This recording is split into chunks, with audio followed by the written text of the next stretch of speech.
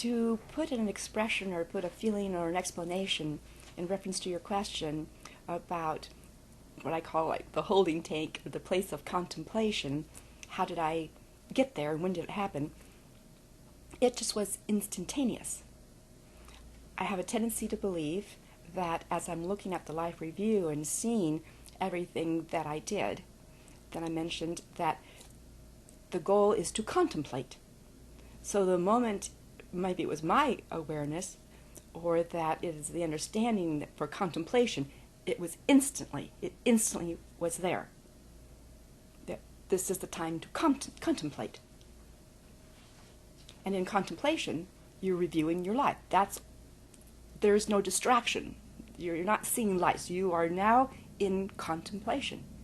As I mentioned, having known all these other choices that I could have had, that I could have lived, that I could have done, it was my own personal sadness, my own personal understanding that I could have made so many other choices, options, and I had, I might say, a soul regret. I could have had a better life. Very much was the sense that I had wasted it. Very much the sense that it was my choice. I lived that life.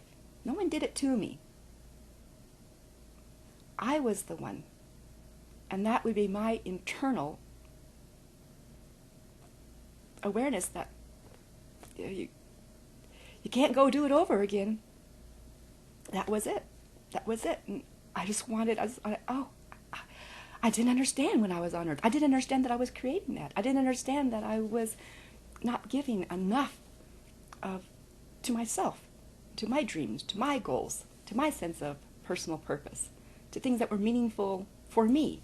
And it was just so, I felt just that intense sadness, which I call my own personal hell. I don't believe in hell. I don't think hell even exists, so maybe that's an inappropriate word.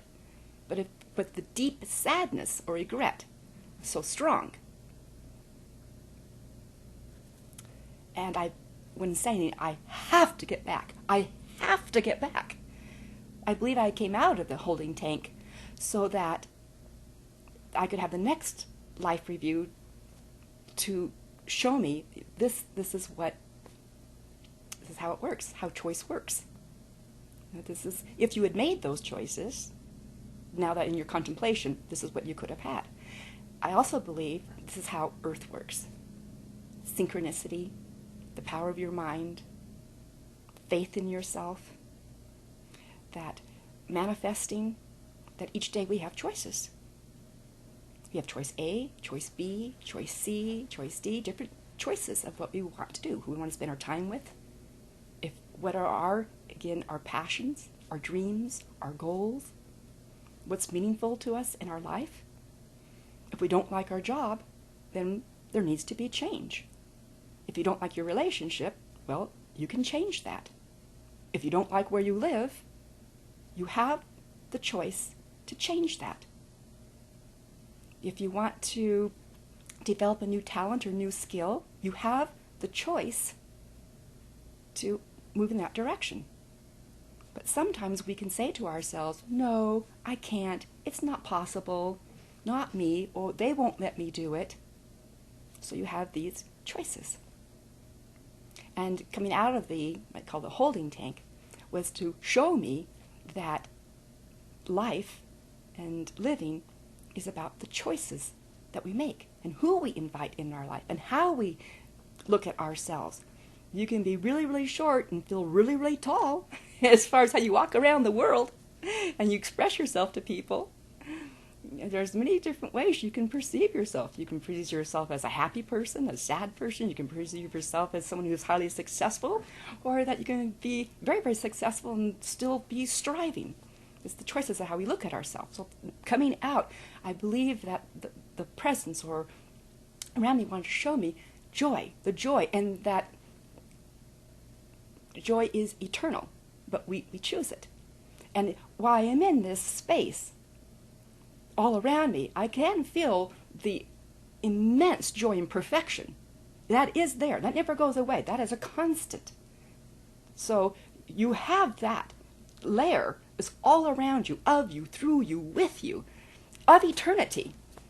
It's just that for me, my experience, when I saw how wonderful being alive is, how great it is to be in a body, to eat, to feel, to laugh, to enjoy, to be with people who understand you, that you can communicate with. And actually, in some way, not necessarily are we telepathic when we are here, but we can meet people, or whether it's our husband, or with our family, or with friends, that you can feel the person, you can empathy. It's almost like you can have a sense of telepathy, because it's just so much fun to be around them, and you understand them, and you can sense them, and it's just like the joy, this incredible joy and opportunity that we have every minute of our life. It's also fascinating that some people in life, they can go through a very difficult or a painful situation. They turn it around.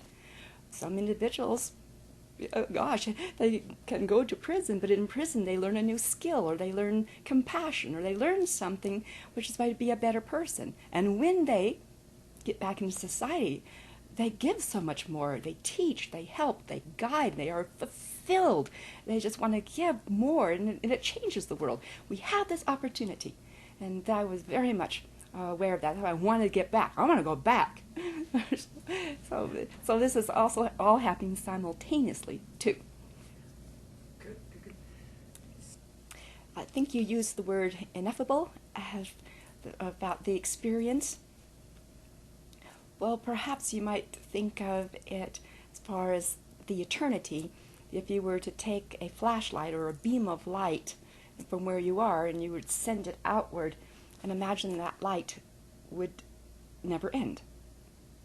So from a point of view that in all aspects where you are, that surrounds you.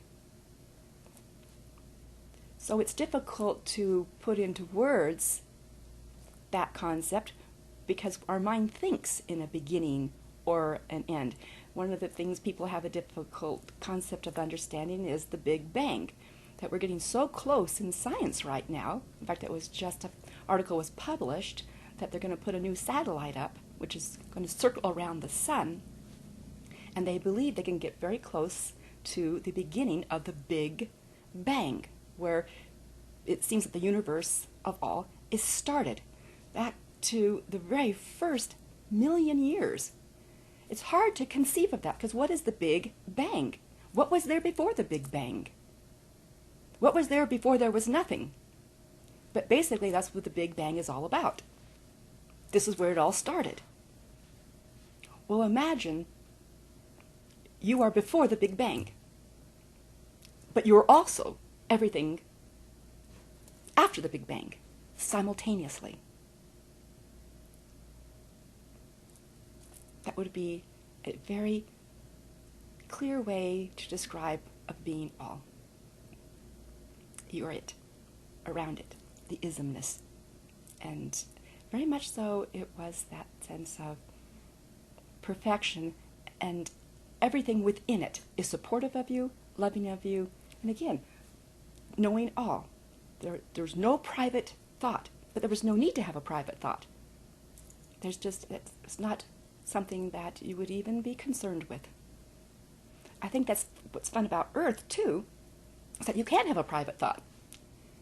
You can think something. You can have an opinion. You think, okay, I'll keep that one to myself. And that's one of the gifts of being alive, the gifts of being completely unique, of choosing yourself and discovering what you want, making your choices. No, I think I will have, oh gosh, you could say, I want chocolate ice cream, or do I want to have vanilla ice cream? You have the choice. Or if you have a thought or a feeling or something that you're thinking about, you can keep it private. And that's a gift. It's a wonderful gift to discover yourself and figure out what you want. When you're in that other space, there's no need for that. There's no sense of a need.